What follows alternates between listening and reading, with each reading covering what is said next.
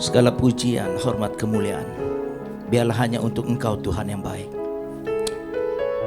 Siang hari ini kami mohon dengan iman kami yang sederhana ini, Engkau menjamah setiap hati dan pikiran kami. Buat kami menjadi orang-orang yang remuk hati, sehingga kami punya empati dalam hidup ini, sehingga kami boleh menjadi alat-alat-Mu Tuhan untuk menjangkau jiwa-jiwa. Tuhan, Roh Kudus bekerjalah buat kami hari ini. Jangan tinggalkan kami sedetik pun, karena kami tahu kebenaran-Mu lah yang akan membuat kami kuat. Kebenaran-Mu lah yang membuat kami merdeka. Kebenaran-Mu lah yang membawa kami melihat anugerah lebih besar dalam hidup kami. Terima kasih Tuhan. Terpuji nama-Mu. Dalam nama Tuhan Yesus kita sama-sama katakan amin. Amin. Ya, be strong in the Lord.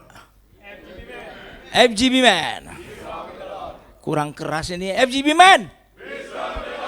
Be strong in the Lord.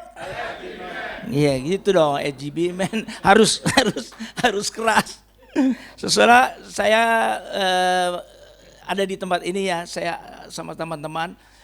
Mungkin teman-teman yang di sini banyak yang belum tahu ya, bahwa Fluid itu, Pik itu adalah cucu buyutnya Comang. Beneran. Cucu buyut kali ya, dari tahun berapa itu Pak? Dari tahun berapa sih sama Pak dulu? Tahun 90, bayangin tuh. Berarti ini kita nengokin kakek kita. Ya saudara, ya, jadi hari ini terima kasih buat senior saya, ya bapak-bapak, ya saya percaya saya ada di tempat yang tepat, ya karena ini ya, full gospel namanya, ya dari muda sampai yang tua. Dan saya bersyukur ada Pak Alek yang 93 umurnya lu, gile, masih sehat loh. Jangan jauh-jauh dari dia supaya ketularan sehatnya. Saya mau berbagi tentang satu tema yang namanya Tuhan menangis, saudara. Karena selama ini kita selalu berpikir Tuhan itu garang, saudara. Tuhan itu galak, kalau lu salah lu pasti dihukum. Kalau lu miskin, lu susah menderita karena lu kurang iman, karena lu kurang berusaha, kurang percaya, kurang taat, kurang kudus. Kita selalu dapat gambaran seperti itu. Ya, maafkan saya Pak Alek atau yang lain senior saya kalau hari ini saya berbagi sesuatu dari sudut pandang yang lain. Ya, nah saya mulai dengan akibat dari sebuah kejadian, kitab Kejadian 3 itu, di mana sebetulnya sebelum Adam jatuh dari dalam dosa, saudara. Kelihatan ya bapak-bapak? Karena saya bikinnya pakai HP ini, jadi terburu-buru. Nah, jadi sebelum Adam jatuh dalam dosa, Adam adalah ciptaan Tuhan yang sempurna, perfect. Ya, seperti kalau kita lihat showroom mobil listrik begitu banyak ya, dia nggak akan pilih langsung mau yang seperti ini. Dia tunggu yang istimewa. Nah, itulah manusia diciptakan. Oleh tangan Tuhan sendiri kita dibentuk, saudara. Ya, manusia diciptakan begitu perfect, sempurna, lebih daripada yang lain. Ya, jadi karena kita diciptakan sempurna waktu awalnya sebelum jatuh dalam dosa, manusia nggak sadar kalau dirinya telanjang. Manusia tuh nggak sadar kalau dia tuh jadi sahabat karibnya Tuhan, teman sekerja, teman bercengkrama, bersahabat dengan Tuhan. Begitu kesayangan Tuhan kita semua itu manusia pada waktu itu. Ya, tapi akibat kejatuhan manusia itu melanggar Tuhan, maka dia terpisah dari Tuhan. Dampaknya apa, saudara? Ya, ini dampak yang terjadi adalah luar biasa. Ketika dia jatuh, Adam itu dia mendapati dirinya telanjang. Perhatikan nih, ya orang dunia ini sadar kalau dia tuh banyak orang dosa, banyak berdosa karena ketelanjangan. Dia sadar mulai telanjang. Yang dilakukan orang berdosa ya seperti itu. Ya, berusaha dengan performance-nya sendiri, performance saya tulis performance, ya dengan upayanya sendiri, berusaha menutupi ketelanjangannya, berusaha, sehingga sekarang pun banyak orang-orang karena bersalah mencoba berbagai cara untuk menutupinya, pakai usaha manusia itu saya bilang performance. Apalagi di ayat-ayat tersebut berkata, ketika orang jatuh di dalam dosa atau hidup dalam dosa, itu pasti takut sama Tuhan. Bohong. Kalau kita ngomong sama orang lagi berdosa, bikin dosa, kita bilang lu mesti cari Tuhan. Itu nggak mempan, saudara. Karena saya adalah orang produk seperti itu. Cari Tuhan, lu cari Tuhan. Dan saya tidak cari Tuhan, malah cari setan. Yang nikmat-nikmat saya cari. Jadi saya pengalaman sampai hari ini kalau melayani seseorang, saya tidak pernah ungkit dosanya. Saya hanya jadikan teman dia, saya hanya duduk diam. Ya, nah hari ini temanya agak sedikit ini karena Tuhan menangis. Ya, kita pikirkan Tuhan itu selalu takut, benci sama orang berdosa, orang yang kacau. No, Tuhan justru limpah anugerah kasihnya kepada mereka. Terus apa lagi yang setelah Adam jatuh dalam dosa yang dilakukan? Saling menyalahkan. Dia menyalahkan istrinya menyalahkan siapa? Ular. Nah, manusia hidup di dalam dosa, orang jatuh dalam dosa itu hidupnya seperti ini.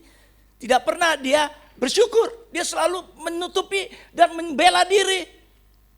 Jadi ketika kita melayani, saya percaya di chapter kita ini kan yang ini banyak jiwa-jiwa yang benar-benar jiwa-jiwa yang hidupnya dari babak belur punya, yang orang-orang boro-boro kenal Tuhan. Betul nggak? Pai-pai semua ya kan? Bagaimana bisa mengenal Tuhan? Nggak ada yang mereka kenal Tuhan. Mereka datang ke chapter, kita tidak pernah menunjuk mereka, kesalahan mereka, dosa mereka, nggak pernah. Kita hanya duduk makan, terima, dengar kuping, duduk diam aja. Nggak pernah saya bilang bertobat lu apa, nggak pernah. Kita nggak pernah. Kita cuma merasa empati aja sama mereka. Ada 11 kasih di dalam sikap kita. Saudara, ya. Terus apa lagi? Setelah manusia jatuh di dalam kesalahan, dosa, ya Tuhan katakan, cari makan susah. Cari makan susah. Nah celakanya kalau hari ini udah jadi orang Kristen, ya dijanjikan berkat terus, berkat. Jadi banyak anak-anak Tuhan tuh hidup dengan ini mempercayai babi buta gitu. Realitanya dia nggak tahu. Misalnya contoh, kayak saya sering di teman-teman di Full Gospel sendiri nih, saya kaget. Saya juga harus bisa memisahkan gereja dengan Full Gospel. Di FGB Men satu hari ketika saya seringkali di mana banyak tempat saudara. Ketika saya diundang, mereka tuh MC-nya pembukaannya bukan kayak kita, Shalom gitu. Suasana gereja dibangun saudara. Shalom. Yo semua jawabnya Shalom lagi. Langsung gua berdiri. Ini gereja apa Full Gospel gitu loh. Kita harus bedakan. Ya di Full Gospel itu asli mereka itu kalau kita mau dapat jiwa dari suasana aroma gereja, karena kita kan organisasi kekristen, ormas juga organisasi kemanusiaan Kristen kan, betul kan? Ya, jadi saya selalu ingatkan itu kalau di Full Gospel itu ada yel-yelnya supaya mereka orang baru yang datang itu tahu, oh ini bukan gereja. Karena kebanyakan yang datang itu orang-orang jiwa-jiwa yang fresh. Dan saya senang banget kalau ada teman-teman yang tidak kenal Tuhan. Dan teman-teman saya hanya duduk sama mereka berteman aja cukup. Ya, jadi akibat dosa ini gini. Ya, sekarang ini adalah ketika manusia jatuh dalam dosa, maka dia terpisah dari Tuhan. Hidupnya seperti ini kejadiannya kalau kita lihat orang di dunia. Ya, kebanyakan seperti itu. Jadi kita nggak mungkin bisa menangkan mereka, itu nggak mungkin. Kalau dengan cara-cara pakai cara-cara yang hukum, artinya hukum itu kalau kita menginjil mereka dengan cara hukum itu banyak aturan kan, ada 10 aturan. Lu kalau nggak taat, nggak setia, lu nggak diberkati Tuhan, itu hukum Taurat. Ya, padahal kita tahu hukum tidak membawa hati orang kepada Tuhan mendekat, malah menjauh. Ya, karena kami adalah produk-produk yang pernah diperlakukan seperti itu. Lu bodoh ya, kenapa lu pakai narkoba? Dulu ya masih narkoba. Saudara, waktu dia ngomong niatnya sih baik, saya dengerin juga baik awalnya. Tapi kalau setiap hari berjumpa ngomongnya, lu bodoh, lu tolol, lu kenapa lu pakai, lu goblok gitu. Akhirnya saya menjauh dari dia, padahal dia baik. Tapi satu hari ketika saya sudah bertobat, belum bertobat sih, awal bertobat ketemu seorang biasa bukan orang Kristen. Sahabat baik saya, seorang penata rambut yang sangat terkenal. Dia berkata, Kiki, lu kemana saja? Udah lama gak ketemu. Sini. Duduk makan, kita makan. Perkataan orang ini membuat saya sadar ada ketika dia ngomong ini, Kiki, lu tahu gak Kiki? Seluruh penata rambut, seluruh hairdresser di dunia atau di Indonesia, ya pekerjaan saya orang salon. Ya, sekarang saya bersyukur di salon, kan Tuhan taruh karena yang datang semua hamba Tuhan. Ya hamba Tuhan, kepalanya saya bisa ubek-ubek. Ya, pendeta mana yang nggak pernah datang saya bilang nunduk, pasti nunduk. Saya bersyukur sampai hari ini dengan modal sisir gunting, kalau bisnis lagi pada susah, saya kan cuma modal gunting sama sisir, saya bisa survive sampai sekarang. Ya, puji Tuhan. Nah, saudara, ya, waktu itulah manusia jatuh. Waktu bertemu dengan Tuhan, manusia terpisah dengan Tuhan. Itu sebabnya kita ini harus hidup di dalam yang namanya perkenanan Tuhan. Saudara, saya kasih tema hari ini Tuhan menangis. Ya, arti daripada performance itu seperti ini, saudara. Kita bukan bicara anak Tuhan ya, orang yang hidup dalam dosa, yang jatuh dalam dosa, dalam identitas orang berdosa. Anda tahu orang berdosa itu orang yang belum terima Tuhan Yesus. Kita juga masih orang berdosa, tapi kita sudah hidup di dalam kebenarannya Tuhan. Saudara. Jadi yang self-centered itu artinya gini, ya. Semuanya ke kita, apa yang harus kita lakukan? Jadi orang Kristen kalau masih lakukan seperti ini, kita belajar hari ini. Ya. Saya ingin orang lain selalu melihat saya seperti yang saya inginin. Ya. Ingin dikenal, ingin berkuasa, itu daripada tujuan orang di dunia ini hidup. Ya, termasuk kita nih orang Kristen, tanpa kita sadari kita terpengaruh hal seperti ini. Memang ada bagian yang harus kita kerjakan. Gak mungkin orang nggak kata firman Tuhan udah jelas, kata Yesus. Orang nggak bekerja jangan makan. Oke? Jadi ada bagian kita. Tapi dikatakan gini, kalau yang self-centered itu hidupnya selalu fokusnya ke kita. Jadi kalau ada satu pengajaran berkata kamu harus begini, harus begitu, dia sedang membawa kita kepada orang-orang sistem orang yang seperti itu. Ya. Saya ingin orang lain melihat saya seperti yang saya inginkan, atau ingin dikenal berkuasa dan kaya raya. Itu semua. Sampai sekarang anak-anak Tuhan masih begitu. Fokusnya adalah kesuksesan dan keberhasilan. Dan kita lihat berapa banyak orang kecewa ketika tidak tercapai apa yang dia inginkan dalam hidup ini. Itulah makanya di chapter kita nih FGB adalah menjangkau orang-orang seperti ini. Orang-orang yang gagal, orang-orang yang udah bonyok di dalam hidup ini, diobok-obok oleh si penguasa dunia ini. Ya, jadi seperti ini. Nah, kita bersyukurnya ada Lukas ini. Ya, kita jadi mengerti seperti apa sih Tuhan yang kita kenal. Yesus Tuhan kita ini, yaitu gini. Dan ketika Yesus telah dekat dan melihat kota itu, ia menangisinya. Di ayat sebelumnya bapak-bapak pasti pernah baca ya. Dia habis melakukan banyak mujizat sebelumnya, ya kan? Ya. Dan ia pergi mengunjungi Yerusalem. Kita tahu di situ dia naik keledai dan lain sebagainya ya. Tapi sampai di depan Yerusalem, kota Yerusalem. Ya. Dia berhenti dan dia menangis. Ya. Katanya, wahai saudara, Yesus itu menangis loh. Kalau dia maha tahu, harusnya dia nggak nangis. Dia tahu semua orang kacau di dalam itu, di dalam kota Yerusalem itu. Tapi dia menangisinya. Perhatikan, dia menangisinya. Sebetulnya dia tahu itu orang semua di dalam itu orang-orang yang menolak dia, orang-orang yang keras hati, orang-orang yang pahit di dalam sana, susah. Dan yang saya mau tambahin lagi, di dalam kota Yerusalem itu agamawi semua, saudara. Kalau Anda pernah ke Israel, Anda lihat orang-orang Yahudi, orang-orang itu yang fanatik itu, saudara, ya, topinya aja satu kijang, satu Innova, saudara. Kalau Anda ke sono, Anda tanya sama leader Anda, berapa harga topi yang lebar kayak gitu? Semakin banyak simbol, semakin mahal, saudara. Mereka lebih mementingkan penampilan, saudara, supaya kelihatan rohani, saudara. Saya bukannya, saya kebetulan nih. Saya ditemukan Tuhan Yesus bukan melalui para hamba Tuhan.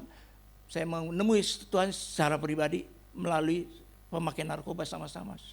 Ya, jadi saya banget lihat percis ketika saya masuk ke sebuah gereja, susah. Saya melihat banyak hal-hal yang kayak gini. Kelihatannya rohani, susah. Dan lebih ditekankan kerohaniannya daripada kehidupan ini, susah. Nah, ini yang membuat saya bikin seperti ini.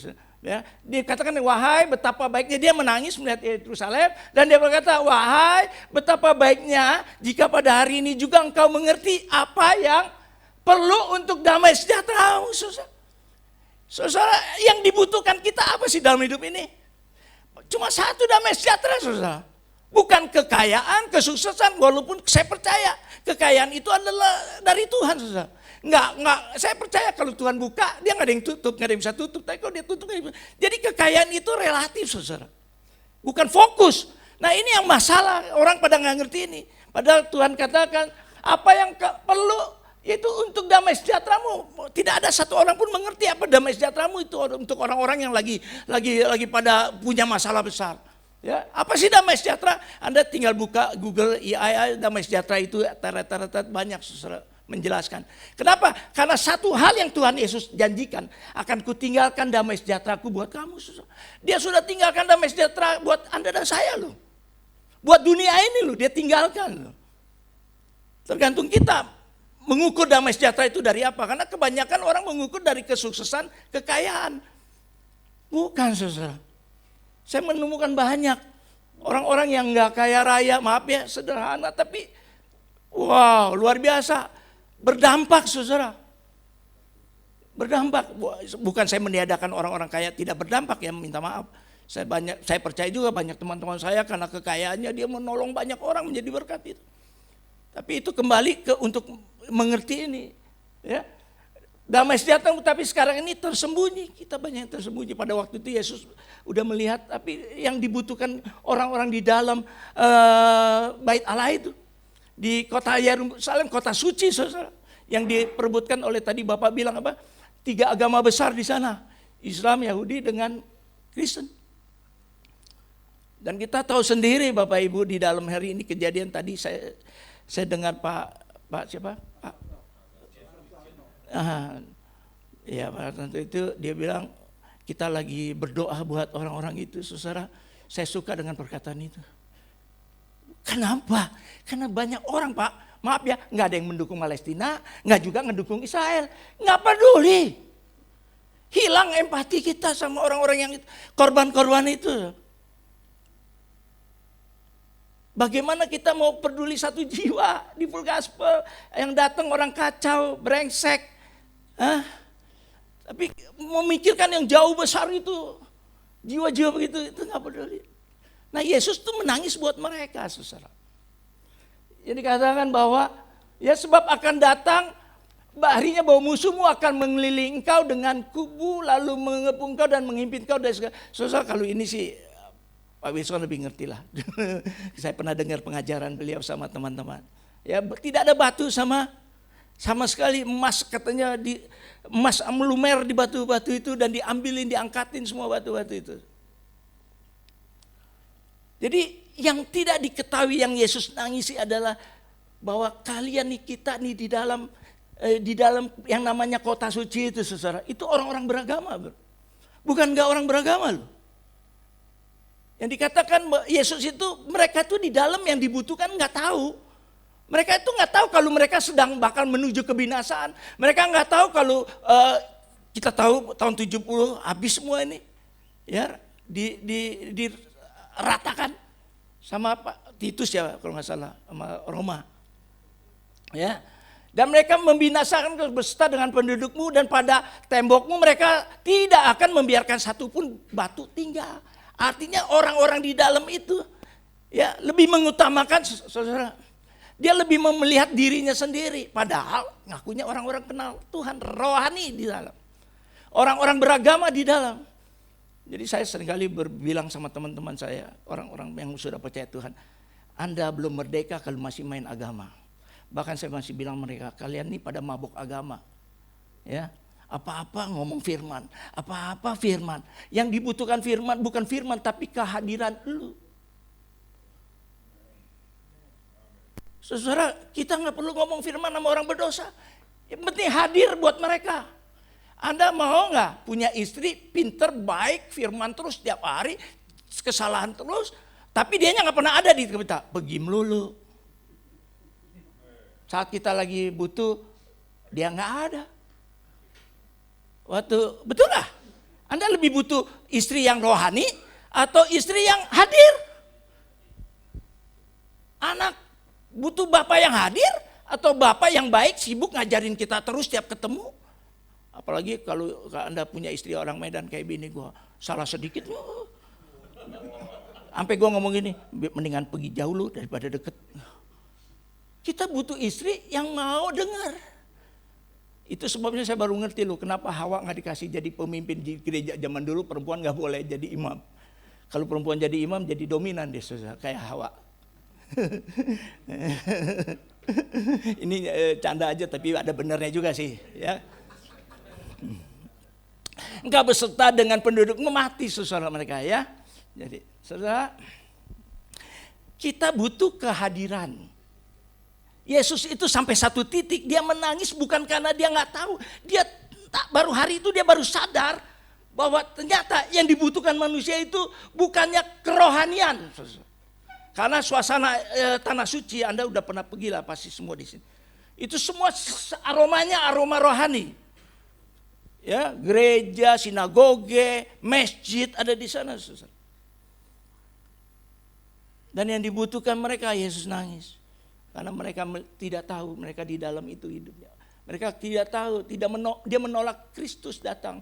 Mereka menolak Yesus sebagai Tuhan dan Juru Selamat mereka. Yesus menangis. Tapi anehnya malah Tuhan kok lebih memilih mereka daripada kerohanian mereka.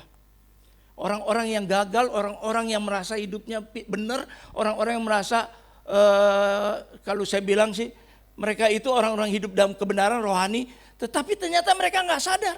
Yang mereka lakukan hari-hari adalah cuma ritual dan lebih mengutamakan ritualnya daripada hubungannya dengan pribadi Kristus. Kalau menurut saya begitu. Yesus menangis, ini maaf kalau dari pandangan saya. Karena saya tahu hati Tuhan tuh ada di pada setiap orang-orang yang hancur ini. Saya kan teman-teman saya kan memang yang banyak lulusan sekolah kehidupan. Yang sekolah kehidupan banyak di kelompok kita, banyak di komunitas saya banyak. Kalau saya datang, saudara, kalau saya kunjung ke mereka di Gintung, saudara. Itu di Gintung jarang ada hamba Tuhan mau datang karena jauh di pelosok, saudara. Kalau kita datang, mereka dari jauh udah, oi, di lapangan. Padahal di dekat teman dia di sebelahnya ada yang lagi digebukin sama sipir. Kita datang jauh. Kalau bahkan sampai mereka merindukan kita. Kenapa? Karena mereka selalu berkata, Pak, yang penting hadir. Yang penting hadir, bukan makanan. Wih, hebat. Padahal di lapas itu kan kurang makanan enak. Yang penting Bapak hadir. Karena saya selalu menyampaikan ini, kabar baik. Injil bukan tentang saya. Saya emang nehis merekete nggak ada apa-apanya. Benar-benar di hadapan Tuhan itu saya nggak ada apa-apanya. Saya sadar. Saya semakin kenal dia, semakin ngerti bahwa saya nggak ada apa-apanya. Yang saya beritakan tentang Tuhan aja, tentang Yesus yang begitu dalam mengasihi saya, menerima saya yang harusnya tanda kutip binasa, susah. Ya, jadi Yerusalem itu kota suci, lebih rohani kadang kalau menurut saya.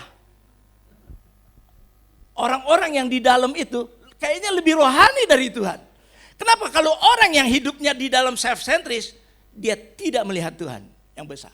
Dia yang melihat dirinya sendiri. Yang dia beritakan kehebatannya, yang dia beritakan prestasinya, yang dia beritakan, maaf aja, banyaknya domba. Maafkan saya kalau saya agak salah. Tapi yang saya lihat gitu, gereja berlomba-lomba mindahin jemaat orang. Mungkin di sini nggak ada yang mindahin ya. Siapa yang mau chapter lain ke sini? Ya enggak. Saya merasakan mati rasa. Tadi Pak Brigjen bilang, mati rasa orang-orang kok nggak peduli sama Israel, nggak peduli dengan kematian perang-perang itu. Saudara jangan main-main loh. Saya sering kali ke sana. Jadi udah setahun ini perang-perang nggak pernah pergi, nggak bawa rombongan. Karena nggak ada yang mau berangkat. Dan hari ini saya mau nanya bapak-bapak, Pak Brigjen, mohon izin.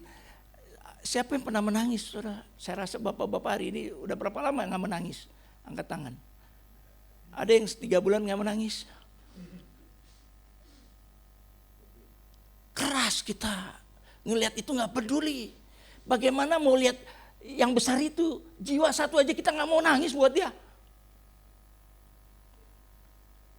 Udah luka, udah kecewa, pahit hati, mati rasa. Dan mati rasa itu lebih bahaya dari sok rohani. Atau sombong rohani. Mati rasa udah gak peduli, saudara. Ada seorang ayah ditinggal mati istrinya. Seorang suami ditinggal mati istrinya ketika dia sudah merawat istrinya 1 tahun sakit kanker. Mati. Anda tahu merawat istri begitu capek, betul? Ya. Dan akhirnya meninggal. Dia punya anak usia 5 tahun, saudara. Anak usia 5 tahun ini, ya, ketika mati suami istrinya udah dikuburkan dan dia ajak pulang ke rumah orang tuanya ke kampung ini si anak sama bapak ini. Waktu di pesawat tuh papa sama anak ini ngomong begini, "Papa," karena dia lihat awan kan, dia ngomong sama bapaknya, "Pak, kayaknya kita kalau bisa sih sebentar lagi mami akan call kita, telepon." Dia lihat langit dekat karena pemahaman dia surga ada di atas. Ya, kita juga berpikiran kan begitu karena kita manusia yang terbatas ngelihatnya berpikir. Ya, jadi dia bilang nanti mami akan bahagianya kalau mami akan telepon kita. Si papanya karena sudah begitu lama capek sakit melayani istrinya susah, dia diam saja. Dia udah keras gak bisa nangis, susah. Udah luka, udah terlalu banyak capek. Nah anak itu ngomong seperti itu dia diam aja. "Pak, kenapa Pak? Kan nanti mami call kita." Ya papanya diam saja karena kepahitan yang besar. Karena udah capek seorang suami. Nah tapi ada seorang ibu tua nenek-nenek di sebelahnya ngomong seperti ini. "Hani," katanya ke anaknya perempuan nih. "Hani, tenang saja. Kamu tenang saja, kamu sabar ya. Papa kamu juga luka, papa kamu juga sudah letih, sudah capek." Si bapak ini yang mendengar seorang tua ngomong begitu, tiba-tiba nangis. Air mata turun. Ada seseorang yang mengingatkan dia bahwa dia juga luka, dia juga letih, dia juga capek dalam hidup ini. Siapa di sini nggak pernah capek? Kita sok keras saja kadang-kadang. Buktinya apa kita keras? Kau ditanya sama Mbak Tua, "Shalom, apakah hari ini gimana?" Luar biasa, padahal kita nggak biasa aja. Kita keras, kita mencoba menutupi. Bukankah kita sama dengan hidup sebelumnya dalam hukum-hukum itu? Saya mau kasih tahu, Tuhan gak mencari orang yang sombong, menutupi. Dia mau mencari orang yang hatinya hancur, yang keras. Kalau Anda paham ini, full gospel penuh dengan jiwa-jiwa kayak dulu. Saya nggak tahu sekarang ini gimana, tapi kalau hari ini saya bisa lihat karena saya punya pengalaman seperti itu. Bagaimana jiwa-jiwa itu keras, kaku, ya di komunitas saya kan isinya gitu ya, debt collector lah, ya kan, yang baru lulus dari kehidupan ya, sebentar masuk, sebentar keluar, sebentar masuk lagi. Saya tanya, "Bro, kenapa lu suka di dalam sih?" Dia bilang gini, "Gua di dalam dapat duit, di sini gua susah duit." Jadi ada orang yang memang maunya di dalam. Kenapa? Karena sudah kecewa, udah keras dalam hidup ini. Dan kita nambah-nambahin pakai ayat-ayat lagi, "Bertobat lu," ya kan? "Kerajaan Allah sudah dekat." "Allah lu," katanya gitu. Begitu saya datang ke lapas, "Mana tuh situ?" Nggak mau keluar. Kenapa? Ada pendeta yang ngomongin seperti itu, suruh bertobat terus. Saudara, yang dibutuhkan seseorang itu bukannya firman Tuhan.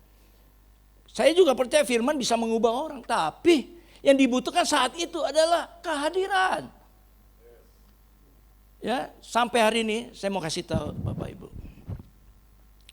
Suatu hari ketika COVID, saudara, saya tutup komunitasnya ada 3 waktu itu, ada 3 komunitas, isinya orang kacau semua. Jadi kalau saya ketemu preman, saya bisa Pak Ferry, Pak Ferry ya Pak ya, benar ya. Pak Ferry gembala ya Pak ya. Masih aktif Pak di sidang, di GBI Pak. Udah enggak ya? Jadi istilahnya saya punya teman seperti itu. Nah ini yang membuat saya COVID itu saya mau berhenti melayani. Karena saya pikir sudah komunitas sudah habis. Ya, sudah enggak ada kegiatan. Saudara, ya. Full gospel juga waktu itu loyo. Betul enggak? Ya, ke lapas nggak boleh karena lagi COVID.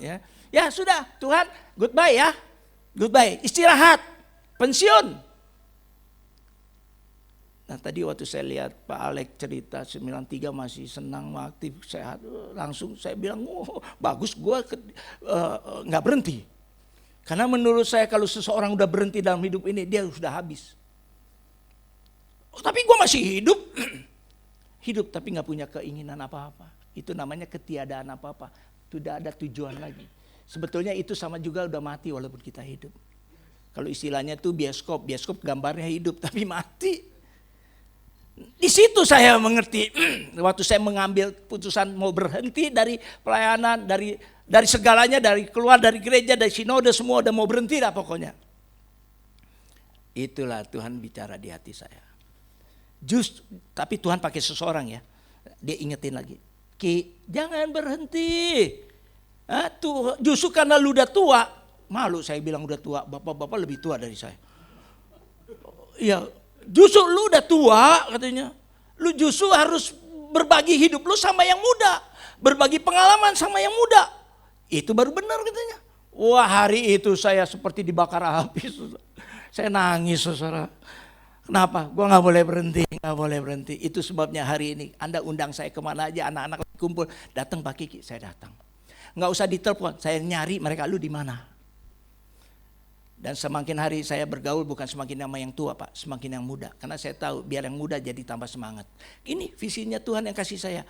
Jadikan teman-teman yang muda itu kesaksian hidup lu. Bimbing mereka. Karena saya percaya pengetahuan, ilmu pengetahuan mendatangkan pengetahuan, betul ya? Kita sekolah S1, S2, S3 kita pintar dengan semua ayat-ayat dengan firman Tuhan.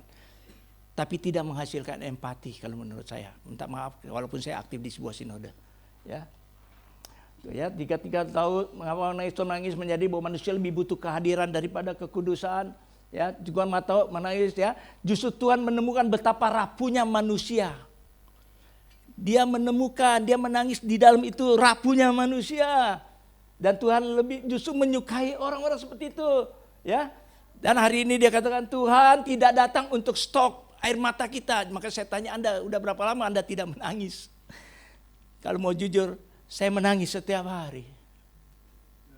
Bukan berarti saya lebih punya empati, bukan. Nggak tahu saya kalau ngelihat orang bicara sedikit aja yang mengenai kesusahannya, saya ikut nangis. Istri mengalami sesuatu sama anak, sama cucu, saya nangis. Dulu nggak bisa begini, keras saya. Saya punya anak sampai usia 8 tahun aja masih nggak suka sama anak saya. Tapi hari ini saudara, udah cucu datang 2, happy saya. Ya seusia saya saudara. Saya mau kasih tahu, cucu 2 datang. Pernah nggak cucu bapak datang ke rumah, udah buka pintu istri saya, dia lari ke kamar, nyarinya saya. Opa, dua-duanya. Dan bahagianya saya nih, bahagianya. Ketika cucu itu datang, duduk di pangkuan saya berdua, nyender di samping ranjang. Saya kasih HP dua-duanya. Kata orang, nggak boleh, nanti begini-begini. Lah, orang bahagia nggak boleh, gimana? Apa hak lu ngelarang gua bahagia? Umur kita berapa sih? Berapa banyak kita bahagia? Saya sama istri saya setuju. Lu apa saja gua nggak tolak, apa saja silakan. Lu mau operasi mata lah, silakan. Mau operasi, mau bikin cantik, silakan. Selama ada duit, jangan utang. Benar nggak? Tapi lu juga jangan larang gua bahagia. Dulu saya piara ikan lohan, kan mahal tuh. Oh ya, dilarang. Lu larang gua bahagia, gua larang lu mau nggak? Saya suka sepatu koleksi banyak. Kalau istri saya bilang, sepatu lagi. Nah udah mulai itu. Ntar gue larang lu, permak muka lu. Jadi saya tidak pernah melarang orang untuk bahagia. Apa hak kita? Apalagi pakai ayat-ayat. Aduh sebel banget, bener gak? Setiap pagi dikirimin ayat. Lu kayak, tau gak sih orang-orang seperti itu? Sepertinya itu orang lebih rohani daripada kita. Sepertinya lebih kenal Tuhan. No, lu kenal Tuhan, maaf ya, lu berbagi hidup lu sama orang. Bukannya khotbahin, bukan. Berbagi hidup. Itu sebabnya saya apresiasi dengan teman-teman yang sampai hari ini masih setia melayani. Sampai tua juga masih mau melayani. Pak Alex mau datang. Wah, saya lihat apresiasi banget. Ya. Pak Cali. Kenal dari masih komunitas sama-sama setiap hari. Berapa tahun? 5 tahun ada sama saya. Ya, datang dia untuk belajar. Nah, minggu ini apa? Hari ini pesannya. Saudara, perhatikan, doanya kita rubah. Ya, kalau Anda mau Tuhan bekerja di dalam, doanya kita rubah. Jangan minta kekuatan. Minta Tuhan merasakan Anda. Minta Tuhan merasakan Anda. Anda ini keras. Anda ini sombong. Anda ini kaku. Anda berusaha menutupi kelemahan kita. Kita tidak pernah jujur sama Tuhan. Kita seolah-olah tampil oke. Padahal kita sedang tidak oke-oke saja. Kita kadang-kadang bisa bilang bantu orang. Ternyata kita tahu kita nggak bisa bantu orang. Bantu diri kita sendiri susah. Kita apa adanya sama Tuhan. Tuhan tolong dong. Tuhan merasakan saya. Dan yang terlain lagi adalah duduk. Maaf, kenapa kita jangan minta kekuatan sama Tuhan? Kenapa? Karena dia sudah ada di dalam kita. Apa yang dibutuhkan lagi kalau sudah di dalam kita? Kekuatan itu berjalan mengalir bersama kita. Biar izinkan dia yang bekerja. Jangan otak kita bekerja. Otak kita bekerja ketika kita minta Tuhan kuat, kita kuat melewati hidup, melewati berkat, melewati apapun. Sombong bro ujung-ujungnya. Kita merasa kita yang paling benar. Sehingga perkataan kita begini, lu mesti kudus, mesti taat. Perkataan itu enggak membangun orang. Yang dia butuhkan adalah lu ceritakan aja bahwa Tuhan itu ada di dalam lu. Dia mengasihi lu, jalan-jalan Tuhan gak ada yang tahu. Kecuali kita mempercayakan hidup kita sama dia. Gak ada jalan. Anak Tuhan cuma satu, boleh nangis di hadapan Tuhan. Kalau bisa nangis bersama dia. Anda berpikir nangis cengeng ya? Enggak. Menangis itu memulihkan jiwa. Saya 70 tahun. Ketika 55 saya udah kena diabetes, darah tinggi, semua penyakit ada di dalam. Mantan narkoba dulunya, masih muda, ya kan? Jadi di dalam semua tanda penyakit. Penyakitnya hilang nggak? Tetap ada. Tapi aneh bin ajaib, yang sehat, yang nggak ada sakit, keluar masuk rumah sakit. Saya sampai hari ini puji Tuhan dipelihara Tuhan, nggak hilang sakitnya. Tapi lu lihat nggak gue sehat? Wah, penyakitnya ada, nggak hilang. Tapi gue percaya bahwa kita itu nggak bisa merdeka dari hal kayak gini karena hidup di dalam dunia yang udah jatuh ini.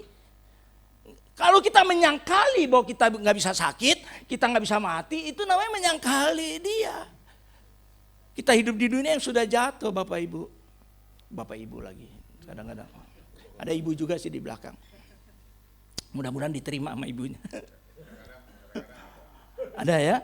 Jadi Bapak Ibu, jadi apa yang kalau Anda bilang chapter itu akan bertumbuh, mudah Bapak. Duduk dengan seseorang yang menangis, saudara. Di chapter kami dulu banyak yang menangis. Contohnya Ayung, contohnya Beka. Ya, banyak mereka menangis kenapa? Masih terikat narkoba, rumahnya kebakar habis, baru ikut Tuhan. Tapi perjalanan berjumpaan dengan Tuhan secara pribadi mereka diintimidasi sama teman-teman yang masih sembahyang. Lu mau nyembah Tuhan yang kayak gitu, percaya sama Tuhan ya walaupun udah kebakar. Dia bilang nggak peduli. Udah dia pilih Tuhan, dia tetap berjalan. Kenapa? Karena hanya Tuhan yang bisa memberi kita kekuatan. Jangan minta kekuatan lagi, dia sudah di dalam kita. Kalau dia di dalam kita, Tuhan itu bukan Tuhan yang eceng-eceng. Bukan yang Tuhan omong-omong aja, bukan. Dia Tuhan yang benar-benar memelihara saya. Sampai hari ini. Jadi memang ini simpel sekali saudara. Ya, jadi saudara saya tutup dengan sedikit kesaksian ya, boleh ya, dikit aja. Saudara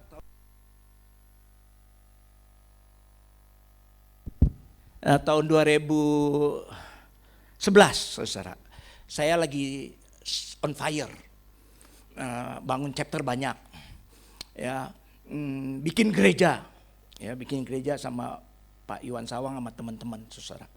Kami bangun gereja, jemaat saya isi banyak, saya bawain orang-orang, bawain masuk ya, jadi gereja lumayan bertumbuh lah itu.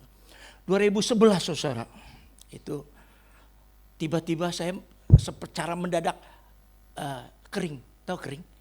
Tiba-tiba nggak mau doa, tiba-tiba udah nggak mau apa-apa, nggak mau. Aneh ya, tiba-tiba merasa kayak nggak bener nih gue nih. kok jalan di tempat, udah bikin banyak pelayanan seperti itu, semua seperti ini, udah semua. Kok berkat gue masih segini-gini aja.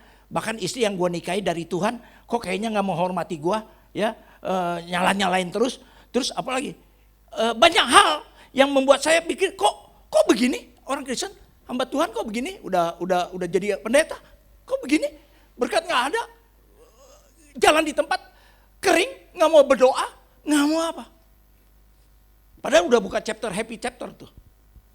Isinya kan orang-orang hebat tuh. Ya kan, orang kacau semua tuh kan, wah tiba-tiba kok kering. Dan saya mau keluar, mau berhenti jadi orang Kristen, maksudnya tetap percaya Tuhan tapi nggak mau ke gereja, nggak mau apa, pokoknya udah bini mau ke gereja, sono dah gua mau di rumah aja. Itu yang terjadi. Saya udah nggak mau lagi melayani pekerja, buat mencari jiwa buat Tuhan. Udah begini jadi orang Tuhan, anak Tuhan kok kayak gini, oke. Tapi Tuhan beda. Ketika saya berjalan-jalan di sebuah toko buku, istri lagi belanja, saya ngopi, lama belanja, saya lihat ada toko buku, saya masuk. Mbak, ada buku apa yang paling laris? Saya kan nungguin istri ngantuk lah lama, ada buku apa yang paling laris? Pak, nggak ada Pak buku itu, yang udah paling laris tinggal satu Pak, buku ini. Bukunya tapi udah terbuka Pak, bagus terbuka, kalau masih disegel saya nggak bisa baca dikit, betul nggak? Ya, saya buka, akhirnya buku itu saya bacalah di depan itu buku. Baru baca halaman kedua di balik buku itu ada satu tulisnya begini. Kekristenan bukan tentang apa yang harus kamu lakukan buat Tuhan. Saya nangis. Selama ini gue berpikir semua ini gue lakukan buat Tuhan. Saya lupa.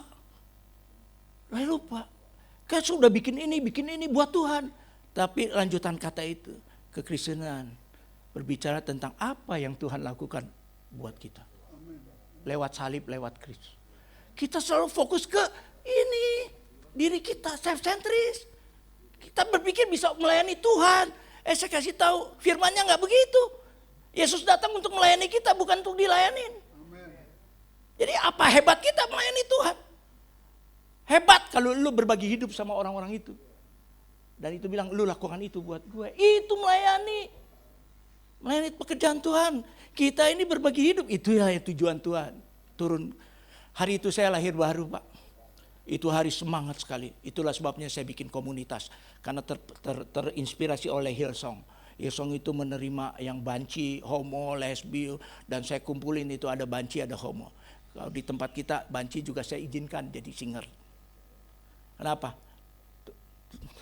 Kita tahu Tuhan mencari orang-orang yang itu. Kalau mereka tidak menemukan Pak, saksinya tuh siapa? Charlie. Ya, yang banci walaupun masih goyang-goyang dikit, ya nggak apa-apa lah. Saya kasih kesempatan buat memuji Tuhan. Masa nggak boleh orang-orang seperti itu memuji Tuhan? Kalau di gereja jelas nggak boleh. Ya, tapi saya bikin komunitas karena tujuannya untuk menjangkau mereka. Oke, yuk kita tundukkan kepala. Terima kasih Tuhan Yesus, Bapa. Kami berterima kasih sungguh untuk setiap hal yang Kau singkapkan. Dan hamba berdoa Tuhan di dalam kekurangan hamba, di dalam kelemahan hamba. Biarlah selubung-selubung yang masih menutupi mata hati kami, pikiran kami, Engkau angkat. Biarlah kami semua yang ada di sini mengalami sesuatu sehingga sadar bahwa setiap kami punya panggilan berbeda. Tapi kami bersatu hati untuk jiwa-jiwa Tuhan. Untuk mereka yang belum mengenal Engkau. Sehingga apa yang mereka terima nanti dari komunitas ini membawa mereka berjumpa pribadi dengan Engkau Tuhan. Khususnya untuk para member atau chapter di tempat ini. Terima kasih Tuhan, Kau sudah kasih kesempatan kami untuk melayani di tempat ini. Sehingga moga-moga menjadi sesuatu yang menggerakkan iman kami yang walaupun kecil ini Tuhan. Sekali terima kasih semuanya di dalam nama-Mu, dalam nama Tuhan Yesus Kristus. Amin.